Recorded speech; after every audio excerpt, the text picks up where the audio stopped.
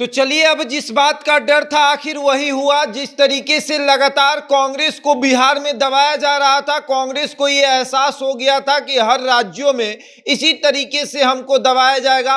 अब इंडिया गठबंधन में कांग्रेस को घुटन महसूस होने लगी है। कांग्रेस को अब ये एहसास हो गया है कि इसी तरीके से व्यवहार हर राज्यों में हमारे साथ होगा।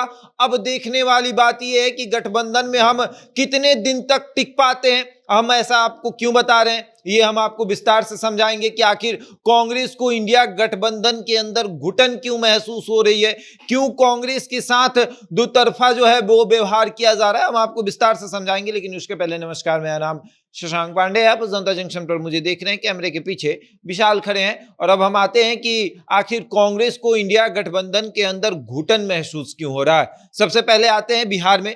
बिहार में सीट शेयरिंग को लेकर लगातार कांग्रेस को दबाया गया। कांग्रेस ये कहती रही कि हमको 1/3 जो है वो सीट दे दीजिए, यानी बिहार में 40 सीट है तो 25% उसका हुआ 10 सीट, यानी 10 सीट हमें आप दे दीजिए। और उसके बाद 30 सीट पर आप लोग देख लीजिए कि आप लोगों को क्या करना है। 30 सीट पर 3 पार्टियां हैं तो आप लोग अपने से बांट लीजिएगा, लेकिन कम से कम 10 सीट हमें चाहिए। तो बिहार में कांग्रेस को 10 सीट देने से इनकार कर दिया गया। और उसके बाद उससे पहले थोड़ा सा और चलते हैं। याद करिए, जब बिहार में नई सरकार बनी, महागठबंधन की सरकार बनी, तब मंत्रिमंडल का विस्तार हुआ तो कांग्रेस को कहा गया कि 5 मंत्रिमंडल दिया जाएगा, लेकिन 2 ही मंत्रिमंडल दिया गया। और उसके बाद कहा गया कि बाद में फिर से विस्तार होगा तब कांग्रेस को मंत्रिमंडल दे दिया जाएगा। और उसके बाद कांग्रेस के जो नए प्रदेश अध्यक्ष अखिलेश सिंह बने, वो लगातार इस बात को समझ रहे थे कि अगर मंत्रिमंडल के लिए हम नहीं लड़ सकते हैं तो सीट शेयरिंग में भी बात फंस जाएगी। और आखिर वही हुआ। मंत्रिमंडल के लिए राहुल गांधी ने भी नीतीश कुमार को कहा कि भाई मंत्रिमंडल का विस्तार करिए और कम से कम 2 मंत्री और बनाइए, मतलब 2 मंत्री कांग्रेस के हैं, 2 और बना दीजिए तो 4 हो जाएंगे। और इससे यह दिखाया जा रहा था कि हम मंत्रिमंडल की कुर्सी लेने के लिए पीछे नहीं हट रहे हैं, तो सीट शेयरिंग में तो बिल्कुल पीछे नहीं हटने वाले हैं। और नीतीश तेजस्वी ने मिलकर राहुल गांधी को यह दिखाया कि आपकी औकात कुछ नहीं है, आपकी हैसियत अगर क्षेत्रीय पार्टी के सामने देखी जाए तो कुछ नहीं है। और उस समय उनको दबा दिया गया। दबाया इस तरीके से गया कि बिहार में आज तक मंत्रिमंडल का विस्तार नहीं हुआ है। और ये कांग्रेस को एक तरीके से इशारा है कि आप हमारे सामने कुछ नहीं है। और अब आते हैं कि सीट शेयरिंग में बात कहां फंस रही है। सीट शेयरिंग में कांग्रेस लगातार ये बात कह रही है कि बिहार में जो है हमें 10 सीट चाहिए। बिहार के 40 सीट में से 10 सीट कांग्रेस को चाहिए और कांग्रेस इससे समझौता नहीं करने वाली है। लेकिन कांग्रेस को यह समझाया गया मंत्रिमंडल का विस्तार न करके कि आपकी हैसियत नहीं है।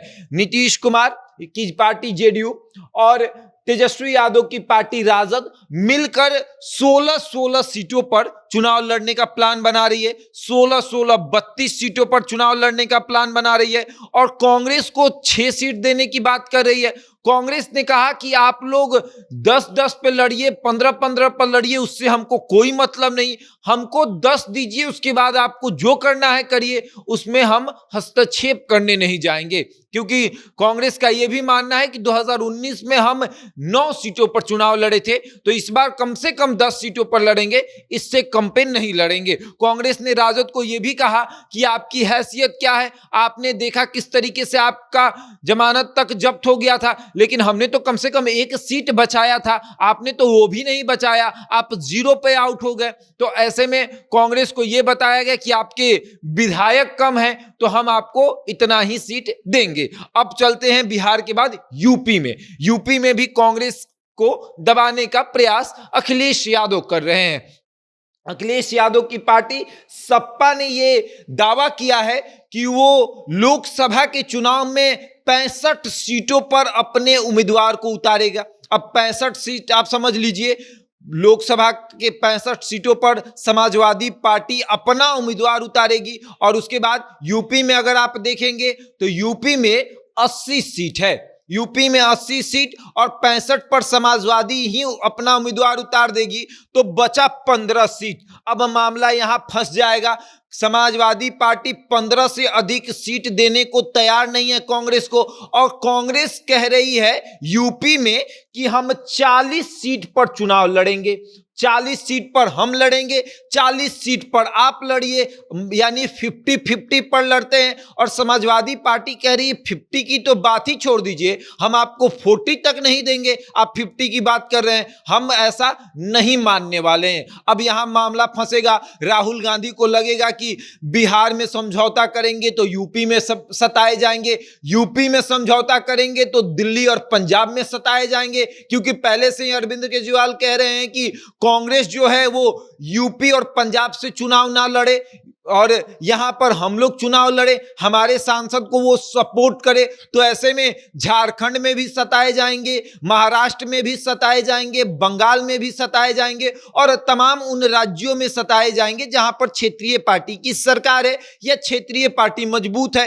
अब कांग्रेस को ऐसा लग रहा है कि भैया ये तो बहुत बुरी बात है, जहां एक तरफ हमें आगे किया गया, नीतीश कुमार ने कहा कि कांग्रेस के बिना तीसरे फ्रंट की निर्माण नहीं होगी, यानी कांग्रेस जिस जहां रहेगी हम लोग उसी के साथ रहेंगे, कोई तीसरा फ्रंट नहीं बनेगा। याद करिए तेजस्वी यादव और लालू यादव मिलकर तीसरे फ्रंट की तक बात कर चुके थे, तीसरे फ्रंट का निर्माण होने जा रहा था, लेकिन नीतीश कुमार ने कहा कि कांग्रेस के बिना भाजपा को हराना बहुत ही मुश्किल है, इसलिए तीसरे फ्रंट का निर्माण नहीं हुआ और अब उसी कांग्रेस को सताने का प्रयास किया जा रहा है। और शुरुआत नीतीश कुमार ने की, शुरुआत तेजस्वी यादव ने की और अब ये बात यूपी तक पहुंच गई है। यूपी में भी इसकी शुरुआत हो चुकी है और यूपी के बाद बंगाल में, बंगाल के बाद महाराष्ट्र और महाराष्ट्र के बाद झारखंड और उसके बाद दिल्ली पंजाब, हर जगह पर होगा। और राहुल गांधी को जैसे ही एहसास होगा कि इस तरीके का व्यवहार मेरे साथ हो रहा है, तब तो इंडिया गठबंधन में टूट होनी निश्चित है। अब देखिए क्या होता है, राहुल गांधी इंडिया गठबंधन में रहेंगे या फिर इंडिया गठबंधन से अलग होकर चुनाव लड़ेंगे। देखिए आगे क्या होता है। बहरहाल इस खबर में इतना ही, बने रहे हमारे साथ और देखते रहें जनता जंक्शन।